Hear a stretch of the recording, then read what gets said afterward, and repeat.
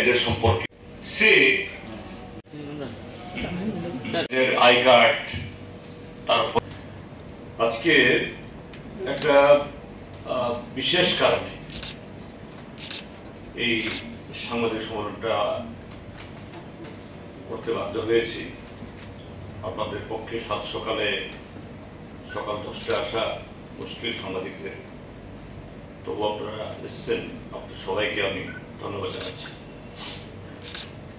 কারণটা হলো এই নির্বাচন, তাও লোকসভা নির্বাচন, অর্থাৎ আমাদের দেশের সর্বোচ্চ সাংবিধানিক প্রতিষ্ঠান বা আইনসভা নির্বাচন। সেই নির্বাচনে প্রতিদ্বন্দ্বী দলগুলোর মধ্যে উচ্চ রাজনৈতিক বিতর্ক হবে, কর্মসূচির ব্যাখ্যা হবে এবং দলগুলোর মধ্যে তাদের অতীতের কার্যকলাপ সম্পর্কে সেখানে প্রতিনিধি দল তাদের সফলতা ব্যর্থতা এগুলি তুলে ধরবে এবং অবশ্যই এটা হওয়া দরকার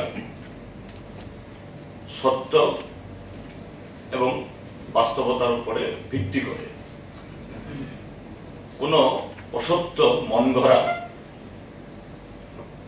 এবং যে ব্যক্তি বা যে দল তারা এই জাতীয় সাংবাদিক সম্মেলন বা বক্তব্য রাখেন, সেই ক্ষেত্রে সেরকমই যাদের এই রাজনৈতিক, অর্থনৈতিক বা বিভিন্ন ক্ষেত্রে সে অভিজ্ঞতা আছে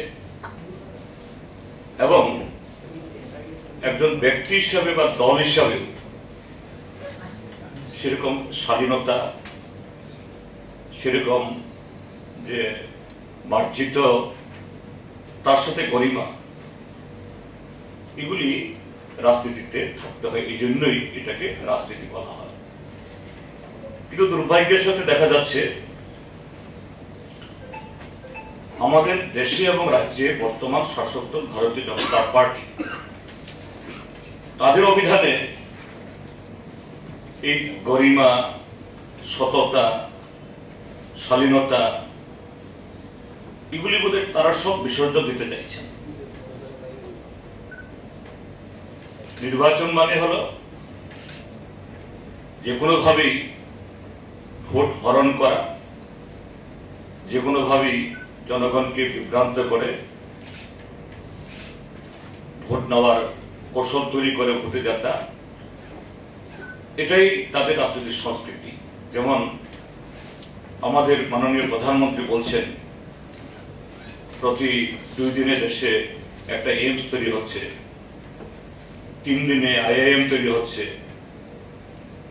4 দিনে IIT তৈরি হচ্ছে। এভাবেই তিনি খুব কদাচিৎ সমাজের সম্মত করেনি না, কোনো যে পছন্দের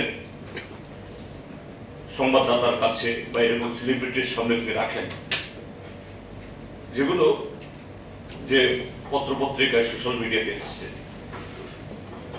সেই দলেরই একজন মানে কর্তা বা এই রাজ্যের শীর্ষ নেতা আবার এই লোকসভা কেন্দ্রে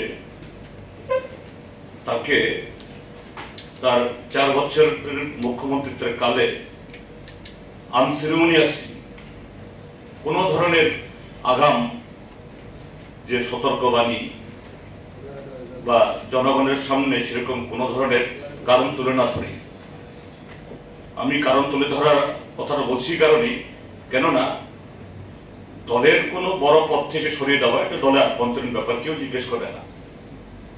কিন্তু কেউ যদি মুখ্যমন্ত্রীত্বের পদ আসীন হন, অলঙ্কৃত করেন, মন্ত্রীর পদ অলঙ্কৃত করেন, সাংসদের পদ অলঙ্কৃত করেন, এটা পাবলিক পোস্ট, সাংবিধানিক একটা আসন, সেখান থেকে কাউকে হটিয়ে দেওয়া এটা যে কোনো দলেরই রাজনৈতিক কর্তব্য, নৈতিকতা। এরকম একজন ব্যক্তি, তিনি এখন এই পশ্চিম ত্রিপুরা লোকসভা আসনের প্রার্থী। তিনি গতকাল একটা সাংবাদিক সম্মেলন করেছেন, বা তার একদিন দুদিন আগে থেকেই তার কিছু বক্তব্য আপনাদের মাধ্যমে পত্রপত্রিকাতে আসছে। কি বলছেন?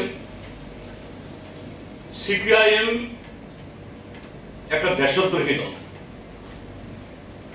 তাদের এই দেশে থাকার কোনো নৈতিকতাই নেই। সিপিআইএম একটা ইলেকশন ম্যানিফেস্টো, নির্বাচনী ইস্তেহার প্রকাশ করেছে।